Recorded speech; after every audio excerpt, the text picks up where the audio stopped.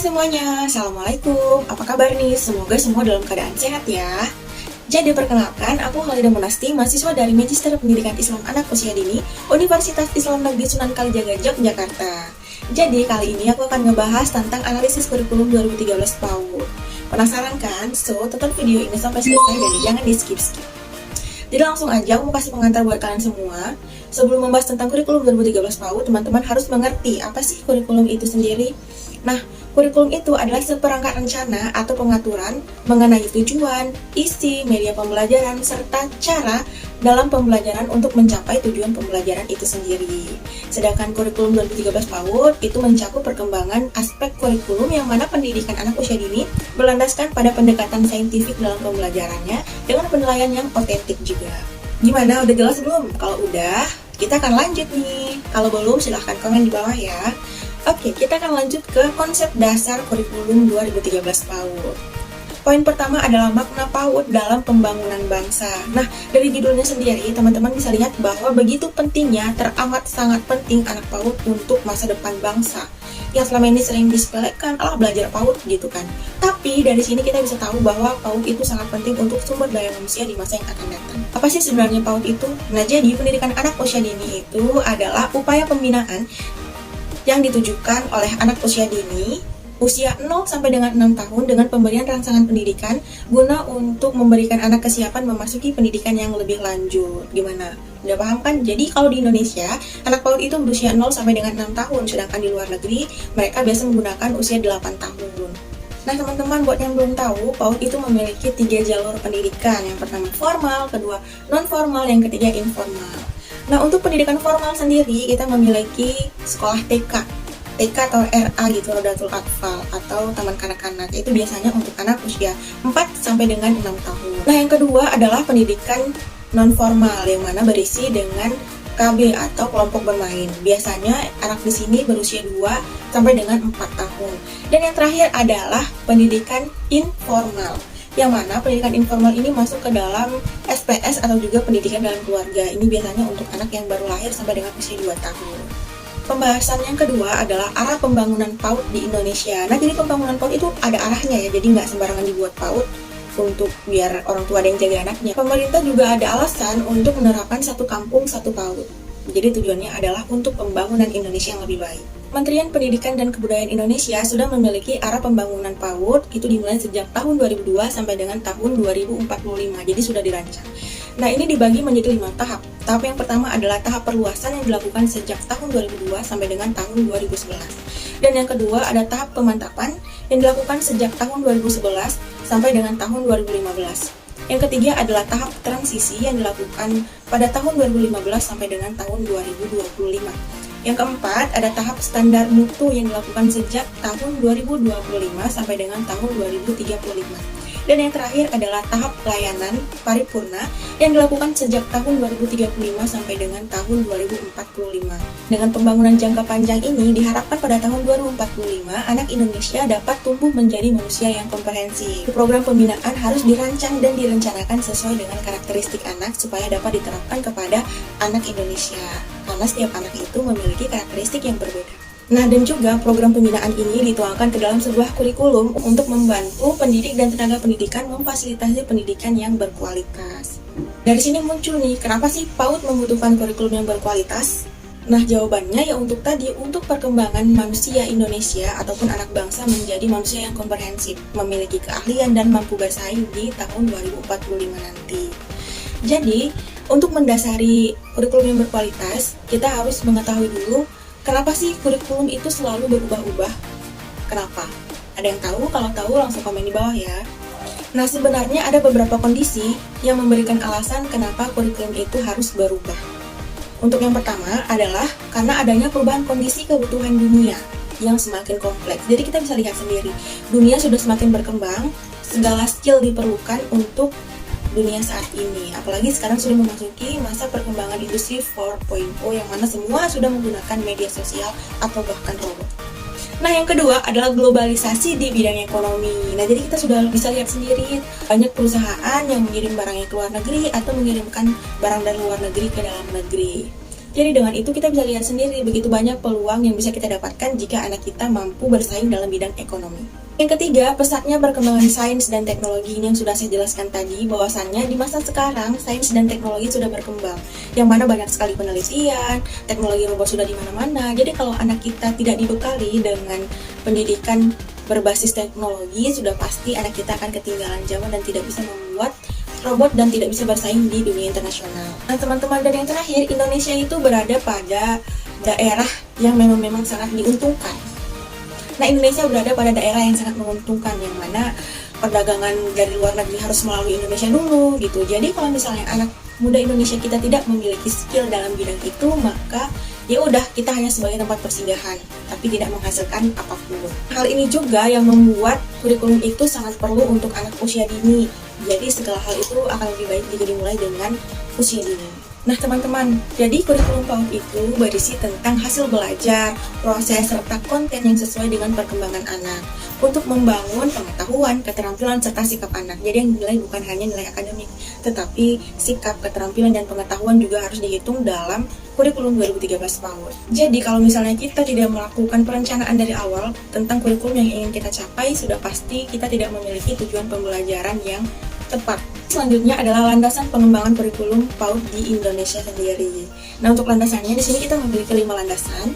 Nah, landasan yang pertama adalah landasan filosofis. Ini berdasarkan pada adat budaya bangsa kita. Indonesia adalah daerah timur yang mana sangat menjunjung tinggi tentang sikap dan norma-norma agamanya. Jadi, di kurikulum 2013 ini kita harus mengangkat tentang bagaimana sikap menjadi seseorang yang baik. Dan pastinya juga harus sesuai dengan norma-norma yang ada di lingkungan sekitar masyarakat kita. Yang kedua adalah landasan sosiologi, yang mana berlandaskan pada masyarakat kita. Indonesia terdiri dari berbagai ragam suku dan budaya. Jadi di kurikulum 2013 ini anak diajarkan untuk tidak mendiskriminasi ras dan suku apapun. Nah, yang ketiga adalah landasan teoritis, yang mana berarti sudah ada nih aturan-aturannya dari Kementerian Pendidikan dan Kebudayaan Indonesia, yaitu tentang standar PAUD yang terdapat dalam Undang-Undang Nomor 137 Tahun 2014. Nanti teman-teman bisa cek sendiri ya, di situ ada 8 standar. Nah, selanjutnya adalah landasan pedagogi, yang mana berarti kita mempelajari tentang bahwa anak itu berbeda, memiliki karakteristik yang berbeda, serta sifat yang berbeda, sehingga pemberlakuan setiap anak itu berbeda sesuai dengan kebutuhannya. Nah, yang terakhir adalah landasan yuridis atau landasan hukum. Ini tuh terdapat pada Undang-Undang 1945. Yang saya ingat ada di pasal 31, di situ ada menyebutkan bahwa setiap orang memiliki hak untuk memperoleh pendidikan. Nah, selanjutnya kita akan membahas tentang keterkaitan standar PAUD dengan kurikulum PAUD 2013. Menurut Kamus Besar Bahasa Indonesia, standar adalah ukuran tertentu yang menjadi sebuah patokan. Jadi standar PAUD itu berisi ukuran-ukuran yang menjadi pedoman yang harus dipenuhi dalam penyelenggaraan PAUD. Seperti yang sudah saya jelaskan tadi, standar PAUD ini terdapat dalam Permendikbud Nomor 137 Tahun 2014, yang mana terdapat 8 standar. Yang pertama adalah STPPA. Nah, STPPA adalah standar tingkat pencapaian perkembangan anak, yang mana ini berisi tentang capaian perkembangan anak yang biasanya dipenuhi anak pada usia tertentu. Jadi di situ sudah tertulis, misalnya anak usia 5 tahun harus sudah mengerti bacaan surah ini atau yang lainnya. Dan begitu juga dari usia 0 sampai dengan 6 tahun sudah tertera di situ. Jadi teman-teman, untuk yang ingin tahu bisa langsung download di Google, langsung pencarian aja Permendikbud Nomor 137 Tahun 2014. Nah, selanjutnya adalah standar isi, yang mana berisi tentang materi atau hal yang ingin kita ajarkan kepada anak kita. Standar isi yang berisi tentang lingkup pembelajaran untuk anak. Nanti disediakan per tema seperti itu. Dan yang ketiga adalah standar proses, yang mana ini berkaitan dengan pelaksanaan pembelajaran, jadi metodenya, strateginya, caranya seperti apa. Dan selanjutnya adalah standar penilaian, yang mana hasil pembelajaran anak akan dinilai. Tapi untuk pendidikan anak usia dini dinilai dengan menggunakan banyaknya dokumentasi, anekdot, unjuk kerja, dan lain sebagainya. Nah, bahkan ya teman-teman, untuk penilaian anak usia dini itu dilakukan sejak anak melangkah pertama kali di depan sekolah sampai dengan anak keluar 1 langkah dari gerbang sekolah. Jadi sampai sebegitunya penilaian anak usia dini dilakukan, karena nggak bisa kita lihat hanya dari aspek pengetahuannya saja.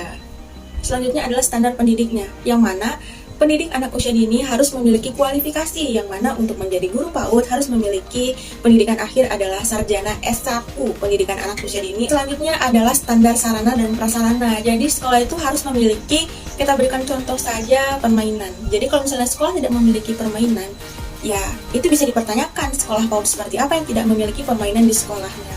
Nah, selanjutnya adalah standar pengelolaan yang mana berisi rencana, pelaksanaan, serta pengawasan yang mana pengawasan dilakukan oleh orang yang memang bertugas menjadi pengawas sekolah. Dan yang terakhir adalah standar pembiayaan operasional sekolah. Jadi kita bisa tahu didanai oleh siapa, apakah yayasan swasta ataupun negeri, gitu. Jadi untuk mengetahui sekolah kita itu bagaimana proses pembiayaannya. Nah, selanjutnya, apa sih fungsi standar PAUD tadi? Nah, yang pertama adalah untuk menjamin mutu pendidikan. Ya, udah pasti mereka membuat standar itu untuk memberikan yang terbaik untuk menjamin mutu pendidikan anak usia dini. Dengan berbagai kriteria tadi, harus tenaga pendidikannya berkualifikasi, memiliki media pembelajaran, pembiayaannya jelas, dan juga proses pembelajarannya juga bagus. Kedua adalah landasan melakukan stimulasi. Nah, dari standar inilah, dari tugas STPPA tadi, standar tingkat pencapaian perkembangan anak tadi, kita bisa tahu kita harus menstimulasi seperti apa untuk mencapai tujuan tersebut. Kalau anak bisa berkembang lebih dari standar itu, ya lebih bagus. Nah, kalau tidak, itu bisa menjadi indikator kita kurang menstimulasi anak. Nah, yang ketiga adalah mengoptimalkan pendidikan yang holistik integratif. Artinya, pendidikan anak usia dini itu harus bisa dikaitkan dengan yang lain. Salah satu yang sering kita lakukan adalah dengan melakukan posyandu di sekolah kita, yang mana kita bekerja sama dengan pihak puskesmas untuk mengecek kesehatan anak kita, mulai dari pemberian makanan yang bergizi, pengukuran tinggi dan berat badan, bahkan lingkar kepala untuk mengetahui deteksi dini tumbuh kembang anak usia dini. Nah, yang selanjutnya adalah mempersiapkan pembentukan sikap, pengetahuan, dan keterampilan anak. Jadi dari itulah kita udah bisa nih untuk menstimulasi anak supaya memiliki sikap yang bagus, memiliki berbagai keterampilan, dan juga membangun pengetahuan anak. Nah, yang terakhir dari standar ini, kita dapat menjadi acuan untuk perkembangan kurikulum. Jadi kira-kira buat yang ini belum tercapai, jadi kita bisa memperbaharuinya dengan membuatnya yang baru. Jadi standar ini menjadi acuan atau pedoman kita untuk membuat kurikulum. Nah, tadi kita sudah menyebutkan bahwa kemampuan kurikulum 2013 PAUD itu ada 3, yang pertama sikap, yang kedua pengetahuan, dan yang ketiga keterampilan. Nah, untuk sikap sendiri ini berisi sikap spiritual dan sikap sosial, yang berarti harus membangun hubungan baik antara kita dengan pencipta dan juga kita dengan sesama. Yang kedua adalah pengetahuan. Tadi kita sudah singgung bahwa pengetahuan di K13 PAUD ini mencakup pendekatan saintifik, yang mana pendekatan saintifik ini mencakup dengan mengamati, menanya, mengumpulkan informasi, mengasosiasi, serta mengkomunikasikan. Jadi anak itu dibiasakan untuk mengeksplorasi lingkungannya supaya dia memiliki berbagai pertanyaan, dikumpulkan informasinya, serta bisa mengkomunikasikannya kepada orang lain. Nah, selanjutnya keterampilan. Nah, keterampilan ini berarti kemampuan anak, skill yang dimiliki. Jadi ini juga bisa masuk ke dalam anak mengetahui mana perbuatan yang baik, mana yang tidak, mana yang harus dilakukan, mana yang tidak, seperti itu. Nah, selanjutnya kita akan ngebahas tentang perkembangan dan inovasi kurikulum 2013 PAUD. Yang pertama, kita akan masuk ke pengertiannya dulu. Nah, jadi dapat diartikan bahwa pengembangan adalah gagasan yang menjadi dasar untuk perkembangan kurikulum gitu. Jadi bisa dikatakan ide untuk memberikan pembaruan pada kurikulum. Nah, perkembangan kurikulum ini sendiri mencakup perencanaan di awal, terus pelaksanaannya. Yang ketiga adalah monitoring dan evaluasi. Jadi setelah mendapatkan perencanaan, kita melaksanakannya dulu, kemudian kita melakukan penilaian atau monitoring dan evaluasi. Nah, selanjutnya inovasi kurikulum nih. Inovasi kurikulum itu adalah sebuah ide atau gagasan baru yang dilakukan untuk pembaruan sebuah kurikulum itu sendiri. Jadi, setiap kurikulum itu memiliki atau membutuhkan sebuah pembaruan dari ide-ide baru. Nah, inovasi kurikulum ini memiliki beberapa ragam. Yang pertama, karena permasalahan relevansi, yang mana hal ini dapat diatasi dengan memberikan muatan lokal. Makanya setiap kita belajar, pasti ada salah satu muatan lokal yang diterapkan sesuai dengan daerah itu sendiri.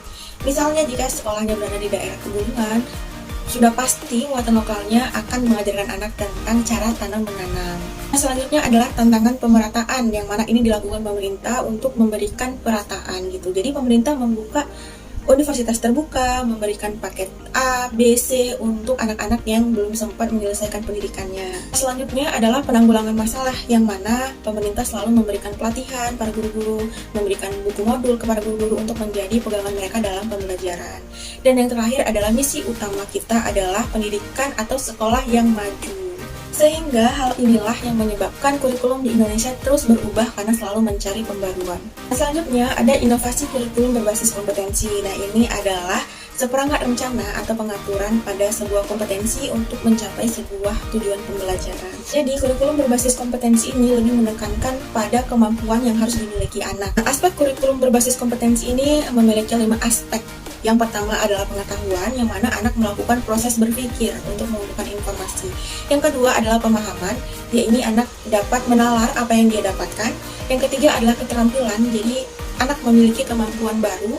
Yang keempat adalah nilai sikap, yang mana anak itu diajarkan untuk memiliki sikap yang baik. Dan yang terakhir adalah minat, yang mana setiap anak cenderung melakukan minat sesuai dengan yang diinginkan. Nah, selanjutnya ada kurikulum berbasis masyarakat. Artinya adalah kurikulum yang disesuaikan dengan kebijakan dan ketetapan di sebuah masyarakat tertentu dengan mengikuti norma-norma di situ, bagaimana daerah itu, sosialnya gimana, ekonominya gimana. Jadi semua disesuaikan dengan daerah yang kita inginkan.